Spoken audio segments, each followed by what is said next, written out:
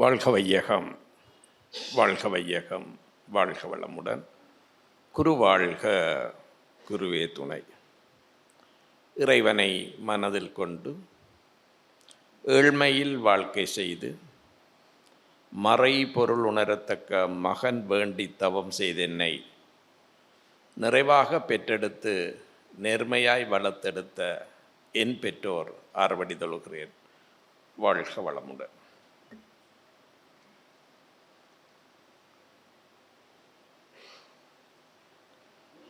அகவை 8 காலடி வைக்கக்கூடிய யாழ்ப்பாணம் அறிவித்திருக்கோர்.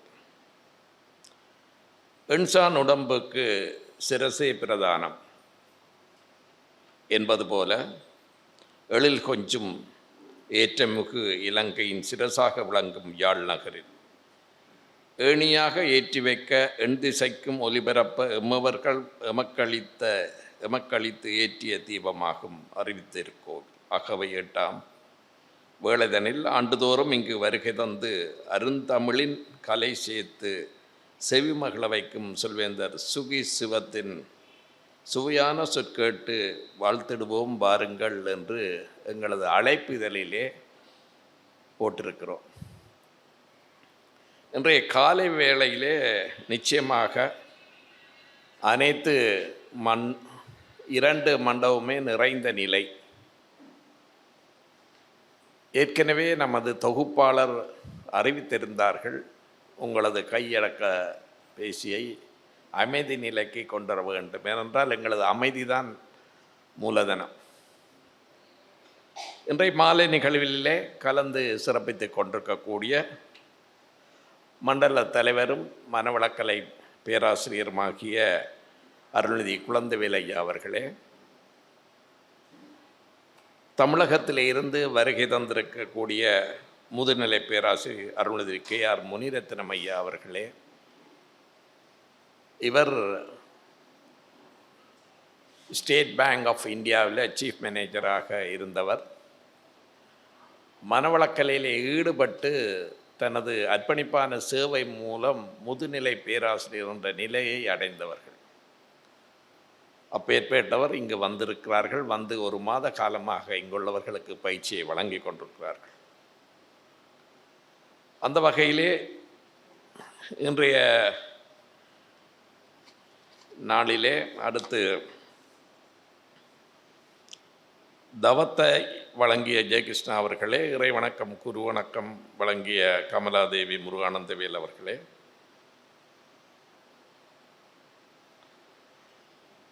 நன்றி உரை வழங்குவதற்காக வருந்திருக்கக்கூடிய துணை பேராசிரியர் நந்தகுமாரன் அவர்களே, இன்னும் ஒருவரை ஏன் விழிக்கவில்லை என்று யோசித்து கொண்டிருக்கிறீர்கள்.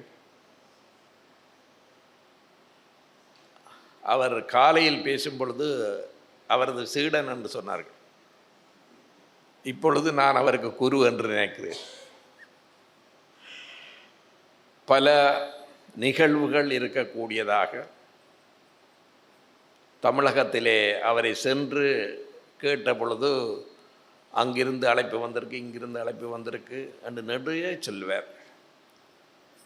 ஆனாலும் அன்புக்கு அவர் கட்டுப்படக்கூடியவர்கள். ஒரு தொலைபேசி அழைப்பின் மூலமே இந்த நேரத்தை ஒதுக்கி தரும்படி கேட்டிருந்தேன். அதுக்கு ஒதுக்கி நேற்றைய தினம் இலங்கைக்கு வந்து, நேற்றைக்கு நமது மண்டல தலைவர் சொன்ன மாதிரி இயற்கையுடன் நாங்கள் போராடி கொண்டிருந்தோம். பேராசிரியர் KR முனிரத்னம் ஐயா அவர்களிடம் கேட்டேன், தவத்தினால் நாங்கள் இந்த மழையை நிப்பாட்ட முடியுமா அப்படின்னு கேட்டேன். இயற்கையை நாங்கள் எதிர்க்க முடியாது, ஆனால் இயற்கைக்கு தெரியும் எப்படி நாங்கள் இன்றைய நிகழ்வை நடத்த வேண்டும் என்று சொன்னார்கள். அந்த வகையிலே இந்த நேரத்தில் நாங்கள் இயற்கைக்கு நன்றி தெரிவிக்க வேண்டும். காலையும் மாலையும் இயற்கை உங்களுக்காக, எங்களுக்காக, அனைவருக்குமாக நம்ம சொல்வேந்தர் சுவை மிகு ஆழமான சிந்தனைகள். காலையில் எனக்கு ஒரு தகவல் வந்திருந்துச்சு. காலை மாணவர்கள் ஒருவர் இங்கே தெரியும் தானே, கொஞ்சம் சோர்வாக நெத்திரையாக இருந்தார்கள். ஏனென்றால் நேரடியாக இந்த நிகழ்வு ஒலிபரப்பாகி கொண்டிருக்கிறது. அதை எழுப்பி ஒரு அற்புதமான சிந்தனையை வழங்கினார்கள் என்று சொல்லி எனக்கு ஒரு தகவல் வந்திருக்கு. அப்பேற்பட்டவர் காலையிலே ஒரு உதாரணம் சொல்லியிருந்தேன். இப்பொழுதும் ஒரு உதாரணம் சொல்லலாம் என நினைக்கிறேன். அமெரிக்காவிலே இருந்து ஒரு தம்பதி, கிட்டத்தட்ட அமெரிக்காவில் இருக்கக்கூடிய இந்திய தம்பதிகள், அவர்கள் டிவோர்ஸ் எடுப்பதற்காக இருவருமே அங்கிருந்து ஒன்றாக வந்து அவர்கள் வீட்டுக்கு சென்ற பொழுது பெரும் வசதி படைத்த குடும்பத்தை சேர்ந்தவர்கள் என்றபடியால் அவர்கள் அங்கிருந்து அந்த அயலவர்கள் பார்த்து சிரிக்காமல், நாங்கள் திருப்பதியில் போய் இந்த டிவோர்ஸை எடுக்கலாம் என்று சொல்லி ஒரே வாகனத்தில் போகிறார்கள். அந்த ஓட்டுநர் டிரைவர் சுகிசிவம் ஐயா அவர்களின் சீடியை போடுகிறார்கள். இது உண்மை சம்பவம். வாழ்க்கை வாழ்வதற்கு என்ற தலைப்பிலே உள்ள ஒரு சீடியை போட்டார்கள். அவர்கள் திருப்பதிக்கு போவதற்கு ஒரு 4 மணித்தியாலம் அங்கு போய் இறங்கி இருவரும் கண்ணீர் விட்ட நிலையில், நாங்கள் எந்த காரணம் கொண்டும் பிரிய மாட்டோம் என்று திருப்பதியிலே சத்தியம் பண்ணினார்கள். அதற்கு காரணகர்த்தாவாக இருந்தவர் நமது சொல்வேந்தர் சுக்சி. ஒவ்வொரு விடயமும் எப்படி நடக்கிறது என்பதற்கு நான் குறிப்பாக 20 வருடமாக அவரது ரசிகன். நமது கம்பபாரதி ஐயா அவர்கள் ஒரு நாள் என்னை கூப்பிட்டு சொன்னார், அண்ணே சுகிசிவம் ஐயா உங்களுடன் ஃப்ரெண்டாக இருக்கிறார் என்பதை சாதாரணமாக நினைத்து விட வேண்டாம். ஒரு ஞானி உங்களுடன் ஃப்ரெண்டாக நண்பனாக இருக்கிறேன் என்பதை நினைத்து கொண்டிருங்கள் அப்படின்னு சொன்னார்கள். நான் பல இடங்களில் பார்த்துருக்கிறேன். ஒரு முறை அவரது வீட்டுக்கு சென்ற பொழுது பாண்டிச்சேரியிலிருந்து ஒருவர் வந்து என்னுடன் பேசி கொண்டிருந்தவர் ஐயா முன்னுக்கு வந்தவுடன் இந்த குடும்பமாக காலில் விழுந்து கும்பிட்டார்கள். அவர் எனக்கு சொன்னார், நீங்கள் பேச்சாளராக பார்க்கிறீர்கள், நாங்கள் அவரை கடவுளாக பார்க்கிறோம் என்று சொன்னார்கள். இதே பல சம்பவங்கள். அவருடன் இருவர் வந்திருக்கிறார்கள். இங்கு கோயம்புத்தூர் நகைச்சுவை மன்றத்தை சேர்ந்தவர்கள் தனபால் செல்வா சிவா இருவரும் வந்திருக்கிறார்கள். ஏன் அவருடன் வருகிறார்கள் என்று நீங்கள் யோசித்து பாருங்கள். அது ஏதோ சொல்வார்கள், அருகில் இருந்தாலே எல்லாம் சரியாக போய்விடும் என்ற மாதிரி அவரை ஒரு பேச்சாளர், ஆன்மீக பேச்சாளர் என்பதை தாண்டி இப்பொழுது அவர் ஒவ்வொரு கருத்தும் சில நேரம் அருட்பேராற்றல், இறையாற்றல் போன்ற பல மகர்ஷி அவர்களின் சொற்களை அவரது பேச்சுகளிலே நான் பார்க்குறேன்.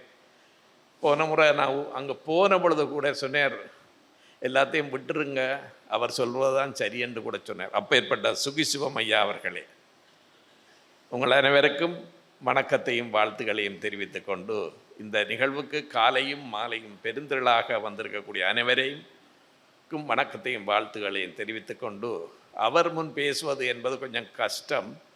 காரணம், அவர் பேசியதை சில நேரம் நானும் பேசுகிறேன். நான் அவர் இல்லாத நேரம் வேணுமென்றால் பேசலாம், அவர் இருக்கிற நேரம் பேசினா அது ஒரு பார்வை பார்ப்பார். வாழ்க வளமுடன். இது எல்லாரும் சொன்னார்கள் அறிவித்திருக்கோயிலை பற்றி. குறிப்பாக எனது மனதிலே பல கேள்விகள் இருந்தது. கோயிலுக்கு போயிருக்க கூட பல கேள்விகள் எழுந்தன. இந்த கையடக்க தொலைபேசியை மீண்டும் சொல்கிறேன், அவ்வளோ அவசர தேவையாக இருந்தால் வெளியில் இருந்ததை உங்களது வேலைகளை முடித்து போட்டு வரவும். இது ஒரு அமைதி நிலையம், அதுதான் அறிவித்திருக்கோயில். வேதாத்திரி மகர்ஷி அவர்களை பற்றிய சிந்தனை ஓரளவுக்கு வந்தது. எனக்கு ஒரு கேள்வி இருந்தது, முருகன் கோயில் இல்லாமல் வாழலாமா அல்லது காற்றில்லாமல் வாழலாமா? பஞ்சபூதங்கள் இல்லாமல் நாங்கள் வாழலாமா? அல்லாட்டி கோயிலோ சர்ச்சோ பஞ்சலையோ முஸ்லீம் பள்ளி இல்லாமல் வாழலாமா? இந்த கேள்வி எனது மனதிலே எழுந்தது. அப்பொழுது யோசிச்சேன், ஏன் நாங்கள் இயற்கையை வணங்கக்கூடாது அப்படின்னு சொல்லி. அதற்கு ஏற்றா போல தான் எனக்கு வேதாத்திரி மகர்ஷி அவர்களுடன் ஏற்பட்ட தொடர்பு. அது என்ன தொடர்போ தெரியல, அது இறை நிலை நேர்பாடாகத்தான் இருக்கும். நான் ஒரு முறை அவரை சந்திக்க திருவான்மூருக்கு சென்ற பொழுது அங்குள்ளவர் சொன்னார்கள், மாலையில் வாருங்கள், இப்படி காலையில் பார்க்க முடியாது, ஆனால் மகரிஷி இருக்கிறார் அப்படின்னு சொல்லி. அப்பொழுது ஒரு வெள்ளக்கார பெண்மணி மேல் மாடியிலேருந்து கீழே வந்தார்கள். அவருக்கு உண்மையிலே நிறைய தமிழ் தெரியும், எனக்கு தெரியாது. நான் முதல் முறை போனபடியால் I am coming from Sri Lanka, I want to meet Maharshi அப்படின்னு கேட்டேன். உடனடியாக யூ கம்ன்னு கூட்டிகிட்டு போனார். இது இப்போ பேசினாலும் மயிர்கூச்சறியும். அந்த ஆசானை தரிசிக்கக்கூடிய ஒரு பெரும் வாய்ப்பு கிடைத்தது. அவர் உட்கார சொன்னார், சரி சமனாக உட்கார சொன்னார். எனக்கு நடுக்கம் பிடித்து விட்டது. அவரை பற்றி தெரியாத பூரணமாக இருந்தாலும் அந்த சொல்வார்கள் மனவளக்கலையில் உள்ளவர்கள் ஆற்றல் மிகு அல்லாட்டி ஒரு காந்த களம் என்று சொல்வார்கள். இப்போ கோயிலுக்கு ஏன் போகிறமாக இருந்தால் அங்கே ஒரு எனர்ஜி இருக்கிறது, காந்தம் இருக்கிறது. அந்த காந்த களத்துக்கள் நாங்கள் போகும் பொழுது அதனோடு நாங்கள் ஒன்றிணைகிறோம். அப்பேற்பட்ட ஒரு நிலை எனக்கு அதிலே வந்தது. இரு என்று சொன்னார். இருங்க அப்படின்னு சொன்னார். நான் நின்று கொண்டே இருந்தேன். என்னடா ஒரு ரூம், அந்த ரூமுக்குள்ளே ஒரு மேசை, அதிலே ஒரு பக்கம் ஐயா இருக்கிறேன், நான் இந்த பக்கம் நிற்கிறேன். அடுத்த வசனம் இறப்பாண்டார். அது இப்போ சொன்னாலும் சில நேரம் கண்ணும் கலங்கும். இருந்து இலங்கையை பற்றி விசாரித்தார்கள். அவர் ஒரு ஞானி, ஒரு மகர்ஷி. அவர் விசாரித்தார், பசங்க எப்படி இருக்கிறாங்க உங்களுக்கு புரிஞ்சா சரி. அந்த நேரத்தில் சண்டை நடக்கிற காலம். ஒரு ஞானி கேட்ட கேள்வி, பசங்க எப்படி இருக்கிறாங்க. பசங்கண்டா யாருன்னு நீங்கள் புரிந்துக்கிட்டா சரி. அந்த இந்தியா தமிழ்லே அவர் சொன்னார். அதை கேட்ட பிறகு இன்னொரு கேள்விட்டா, தம்பி எப்படி இருக்கிறாரு. இந்த கேள்வி வேதாத்திரி மகர்ஷி அவர்கள் என்னிடம் கேட்டார். கேட்ட பிறகு தான் இலங்கைக்கு வந்ததாகவும் ராமகிருஷ்ண மிஷன் மண்டபத்திலே தங்கினதாகவும் அப்பொழுது இலங்கையில் ஆழமான பக்தி மார்க்கம் இருப்பதாகவும் அதை ஞான மார்க்கம் விதைப்பதற்கு காலம் பதில் சொல்லும் என்பதையும் அவர் ட்ரெயினில் போகும் பொழுதொரு யாழ்ப்பாணத்தில் உள்ளவருடன் சந்தித்ததாகவும் அதையும் ஒரு சாதாரணமாக என்னிடம் பகிர்ந்த பொழுது அவர்தான் சரியான ஞானி, அவர்தான் குருவாக ஏற்றுக்கொள்ள வேண்டும் என்ற அந்த உணர்வு ஏற்படுத்தியார். அதற்கு பின்பு ஒரே ஒரு வசனம் சொன்னீங்க, பிள்ளைகள் வாழ்க்கை துணையோடு வந்திருந்தால் எல்லாரையும் கூட்டிகிட்டு வாங்க பின்னேரமும்.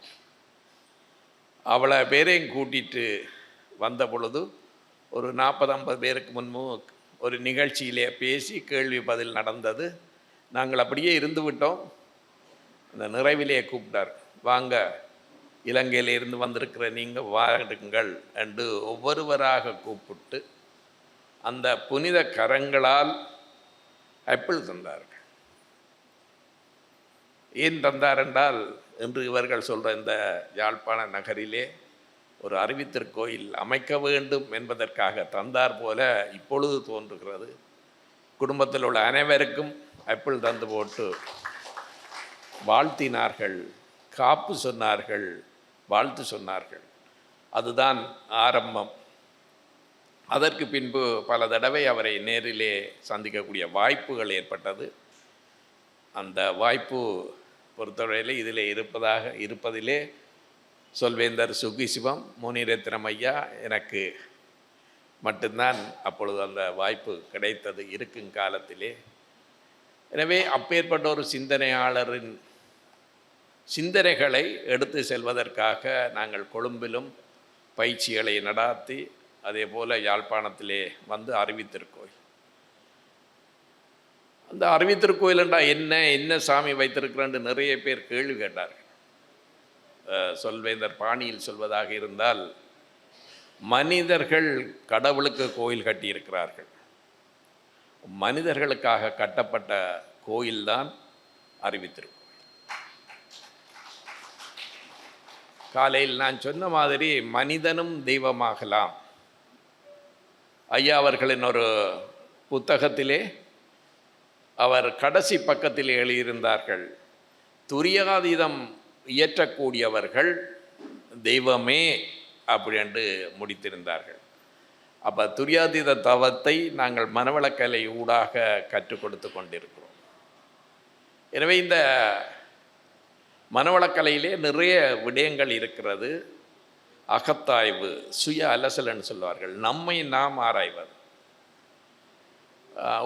உடலுக்கான உடற்பயிற்சி, மனதுக்கான தியான பயிற்சி, உயிருக்கான காயகல்ப பயிற்சி. உயிர் எங்கே இருக்கண்டே தெரியாது, பட் அதற்கே பயிற்சி கொடுக்குற அளவுக்கு மனவளக்கலை உயர்ந்த நிலையில் இருக்கிறது. தமிழகத்திலே கல்லூரி பாடசாலைகளில் கூட இந்த பயிற்சியை வழங்குவதற்காக அனுமதி இருக்கிறது. அதை அங்கு செயற்பட்டு கொண்டு தான் இருக்கிறது. அந்த வகையிலே இலங்கையிலும் கொழும்பிலும் யாழ்ப்பாணத்திலும் அறிவித்திருக்கோயில் அமைத்து இந்த செயற்பாடுகளை கொண்டு செல்கிறோம். சுகிசிவம் ஐயா போன வருடம் வந்தார்கள். குறிப்பாக அகவே 8 நாங்கள் பதிக்கும் பொழுது அவர் 5 தடவை வந்தார்கள். ஒரு பெரிய விஷயத்தை இதிலே நான் சொல்லத்தான் வேண்டும். 2 நாள் நிகழ்வாக ஆரம்ப நிகழ்வு நடைபெற்றது. அறிவித்திருக்கோயில் ஆரம்ப நிகழ்வு நடந்தது. 2 நாள் நிகழ்விலும் ஐயா அவர்கள் ஒரு சதமேதும் எங்களிடம் இருந்து பெற்றுக்கொள்ளவில்லை. விமான டிக்கெட் உட்பட அனைத்துமே ஃப்ரீயாக அவர்கள் செய்திருந்தார்கள். அது மட்டுமில்லை, கொழும்பிலே ஒரு நிகழ்வு நடைபெற்றது. அந்த நிகழ்வுக்கு வந்திருந்தார்கள். அவர் வீட்டிலே தான் தங்குவது வழக்கம். எனது வாழ்க்கை துணைவியாரின் கத்தரிக்காய் கடலைக்கறி அவருக்கு மிகவும் விருப்பமானது. இந்தியாவில் ஒரு புத்தகத்திலே உங்களுக்கு விரும்பிய 10 என்றத்திலே இதை சொல்லியும் இருக்கிறார்கள். எனது பேரனை பற்றி பேச்சிலே சொல்லியிருக்கிறார்கள். இலங்கை தமிழர்கள் வீட்டில் கூட இலக்கண இலக்கிய தமிழிலே பேசுகிறார்கள் என்று. எனது பேரன் இங்கே வந்திருக்கிறார்கள். அவர் சின்ன வயசில் இருக்கும் பொழுது ஒரு சிரிப்பு சிரித்தார்கள். அவர் பார்த்துட்டு அற்புதமாக சிரிக்கிறான் என்று சொல்லி. அவர் சாத்விகாஸ். அப்பொழுது அவர் சொன்னார், நான் சொன்னேன் அணுங்கினான் என்று சொல்லி. அணுங்குதல் என்பது கம்பராமாயணத்திலே வருகிறது, கொலுசு சத்தம் என்று சொல்லி. அதை அமெரிக்காவில் கூட பேசியிருக்கிறார்கள், எனது பெயரை சொல்லியும் கூட. எனவே அது மாத்திரமில்லை, கொழும்பிலே நிகழ்ந்த நிகழ்ச்சியிலே அவருக்கு கிடைத்த அந்த தொகையை நானும் என்னையும் மனைவியும் பெற சொல்லி போட்டு அறிவித்திருக்கோயிலுக்கு இதை வைத்திருங்கள் என்று சொல்லி தந்த ஒரு பெருமான் பெரியவர் தான் நமது சொல்வேந்தர் சுகிசிவம் ஐயா. அவருடன் பழகிறது என்பதை தாண்டி அவர் என்னுடன் அன்பு பாராட்டுவது என்பதை நான் நினைத்து, இப்பொழுது கூட நான் தமிழகத்துக்கு சென்ற பொழுது அது சிலவற்றை என்னால் சொல்ல முடியாது. போகக்கூடிய கோயில்களில் எல்லா இடங்களிலும் விவிஐபி தரிசனம் எனக்கு கிடைத்தது. அதற்கும் காரணம் அவர்தான்.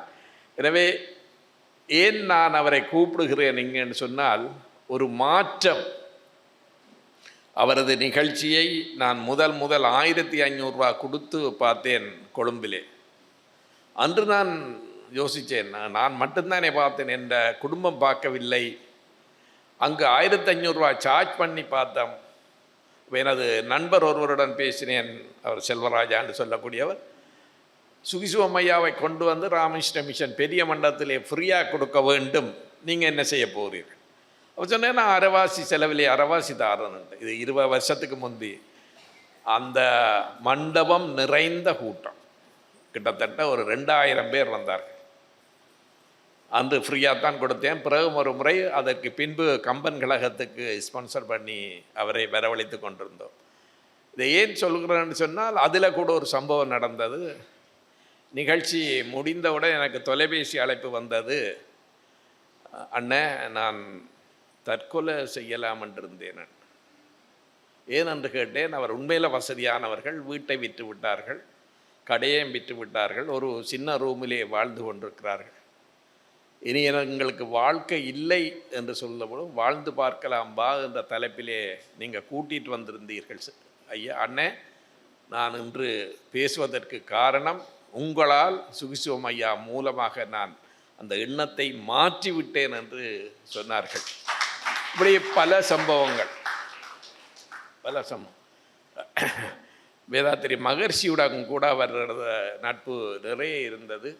அவர் கூட சொல்லியிருக்கார், சில வார்த்தைகளை கவனமாக பேசு என்று கூட அவர்களை சொல்லியிருக்கிறார்கள். பல இடங்களில் அவருடன் நிகழ்வுக்கு போகிற இடங்களில் கூட சில நேரம் ஒரு நிகழ்வு நான் போயிருந்தால் எங்களுக்கான முக்கியத்துவத்தை அவர் கொடுத்து கொண்டிருக்கிறார்கள். இப்போ மனவளக்கலைக்கு என்ன செய்ய வேண்டும், மனவளக்கலை ஊடாக நாங்கள் பெற்றுக்கொள்ளக்கூடியது என்ன என்பதை ஐயா அவர்கள் இன்றைய பேச்சிலே நிச்சயமாக மனசெல்லாம் மத்தாப், எல்லாவற்றுக்கும் காலையில் மாணவ செல்வங்கள் சொன்ன மாதிரி உங்கள் முன்னேற்றத்துக்கு என்ன இடைஞ்சலாக இருக்குன்னு கேட்ட பொழுது மனசு அப்படின்னு சொன்னார்கள். அந்த மனசை மாற்றுவதற்காக மருந்து மனவளக்கலையில் இருக்கிறது. அதை சொல்வேந்தர் சுகிசுவமையா சொல்லும் பொழுது மனசெல்லாம் மத்தாப்பாக இருக்க போகிறது என்று கூறி இதுவரை எனது பேச்சை கேட்ட உங்கள் அனைவருக்கும் நன்றிகளையும் வாழ்த்துக்களையும் கூறிக்கொண்டு, காலையில் சொன்ன மாதிரி தான் சொற்கள் என்னுடையது, அர்த்தங்கள் உங்களுடைய என்று கூறி நிறைவு செய்கிறேன். நன்றி, வணக்கம், வாழ்க்கை.